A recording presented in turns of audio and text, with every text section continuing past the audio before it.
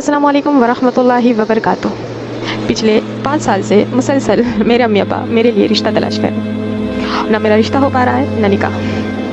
इसमें सबसे बड़ी गलती मेरी और थोड़ी बहुत मेरे पेरेंट्स की। जब 20-22 साल की उम्र में मेरे रिश्ते आने शुरू हुए, तब मैंने बहुत ज़्यादा नखरे दिखाए।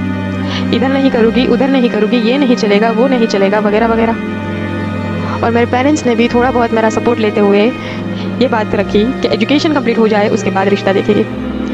और उस चक्कर में आज मैं शायद लोगों की नज़र में इतनी बड़ी हो चुकी हूँ कि अब मेरा रिश्ता होना मुश्किल हो रहा है। तो मेरी प्यारी बहनों, जो गलती मैंने की है वो आप ना करें। एजुकेशन के लिए पूरी ज़िंदगी पढ़िए, आप कभी भी अपनी एजुकेशन को ख़त्म कर सकते हैं। लेकिन निकाह के लिए एक वक्त होता है, एक एज होती है। उस वक्त में अगर आपने निकाह ना किया, वो एज आपकी चली गई, फिर रिश्ता मिलना बहुत मुश्किल होता है। किसी भी यूनिवर्सिटी में रूल नहीं है कि अगर आप मैरिड हो तो आपको एडमिशन नहीं मिलेगा।